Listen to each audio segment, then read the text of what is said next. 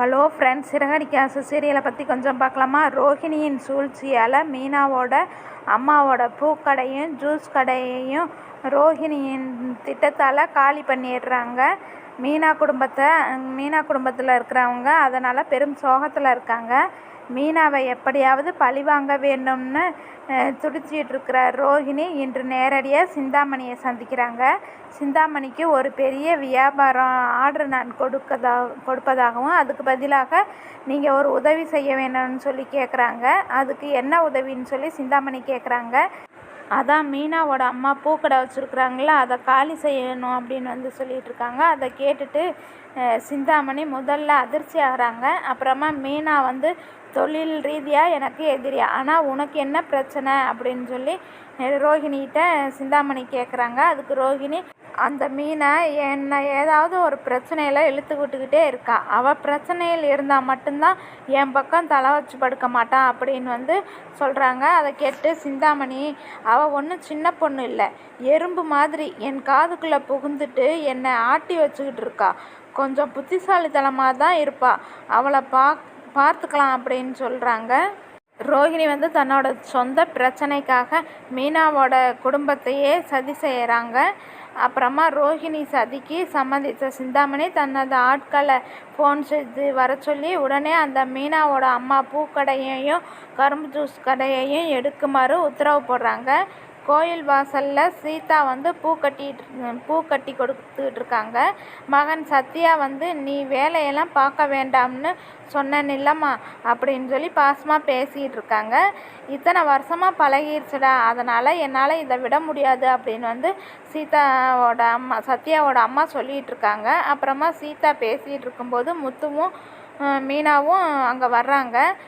அப்போ மீனா சொல்கிறாங்க அவங்க அம்மாக்கிட்ட, உங்களோட நம்மளோட பூக்கடைக்கு பக்கத்தில் அந்த பொக்கையை பற்றி போர்டு வைக்கிறது பற்றி பேசிகிட்டு இருக்காங்க. சந்தோஷமாக பேசிக்கிட்டு சரி வச்சுக்கலாம் அப்படின்னு சொல்லிகிட்டு இருக்காங்க. அப்புறம் எல்லோரும் உள்ளே போய் சாமி கும்பிட போகிறாங்க.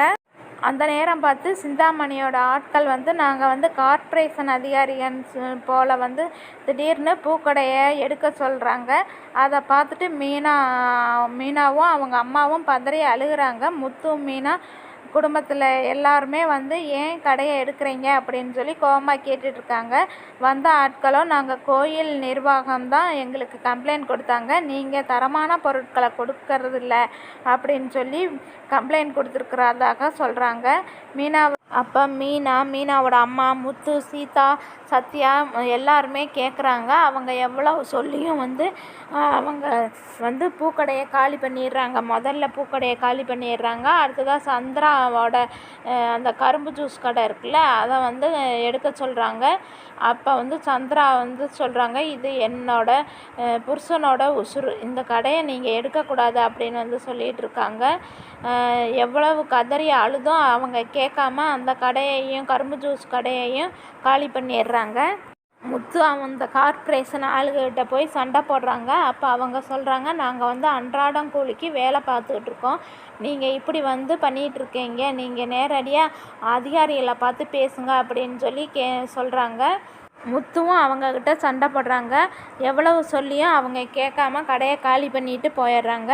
அப்போமா குடும்பமே அழுதுகிட்டு இருக்காங்க. கடையை காலி செஞ்ச விஷயத்த சீதா அருண்கிட்ட சொல்கிறாங்க. இதையெல்லாம் அப்போ அருண் சொல்கிறாங்க, இதெல்லாம் ஒரு பிரச்சனையே இல்லை, நான் பார்த்துக்கிறேன் அப்படின்னு சொல்கிறாங்க. நம்ம சீக்கிரமாகவே அந்த கடையை திரும்பி மீட்டரலாம் அப்படின்னு சொல்லி அருண் சீதாவுக்கு ஆறுதல். அதே சமயம் அருணோட மனசுக்குள்ளே இந்த முத்துவும் சம்மந்தம் பட்டிருக்கிறானா, அவனுக்கு முன்னாடி நம்ம கண்டுபிடிக்கணும், இந்த கடையை இடித்தவங்க யாருன்னு கண்டுபிடிக்கணும், அவங்ககிட்ட நம்ம நல்ல பேர் வாங்கணும்னு சொல்லி சுயநலமாக யோசிச்சுட்ருக்காங்க. அப்புறமா வீட்டுக்கு வந்த முத்து குடும்பத்தில் இருக்கிறவங்க எல்லாத்துக்கிட்டேயும் நடந்த விஷயத்த சொல்லிகிட்ருக்காங்க. அப்புறமா அதை கேட்டுட்டு அண்ணாமலை அதிர்ச்சி ஆகிறாங்க. இதை யாரோ பிளான் பண்ணி தான் பண்ணியிருக்கிறாங்க அப்படின்னு சொல்லி முத்து சந்தேகமாக சொல்லிகிட்ருக்காங்க.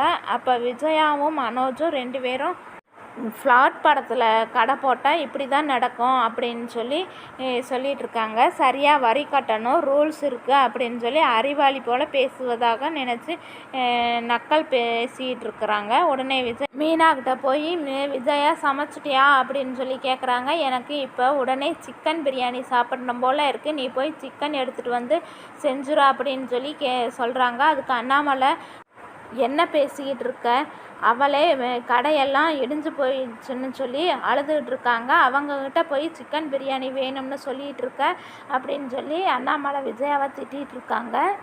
எனக்கு என்னமோ உன் மேலே தான் சந்தேகமாக இருக்குது அப்படின்னு சொல்லி அண்ணாமலை சொல்கிறாங்க. அதை கேட்டுட்டு விஜயா, நான் எதுவும் பண்ணலை அப்படின்னு சொல்கிறாங்க. அப்புறமா முத்து இருந்துக்கிட்டு, பிரியாணி தானே வேணும், நான் வேணா வாங்கிட்டு வர்றேன் அப்படின்னு சொல்கிறாங்க. விஜயா அதை மறுத்துட்டு, நான் பார்வதி வீட்டுக்கு போகிறேன் அப்படின்னு சொல்லிட்டு போயிடுறாங்க. அங்கே தான் நான் சந்தோஷமாக இருப்பேன், ரொம்ப சந்தோஷமாக இருப்பேன்னு சொல்லிட்டு பார்வதி வீட்டுக்கு போகிறாங்க.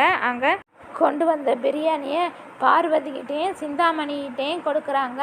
என்ன விஷயம் அப்படின்னு சொல்லி கேட்குறாங்க. மீனாவோட அம்மா கடையெல்லாம் காலி பண்ண விஷயத்தை சொல்லி விஜயா ரொம்ப சந்தோஷப்படுறாங்க. அதை கேட்டு பார்வதி ரொம்ப அதிர்ச்சி ஆகிறாங்க. இப்படியாக இன்றைய எபிசோட் முடிவடைகிறது ஃப்ரெண்ட்ஸ்.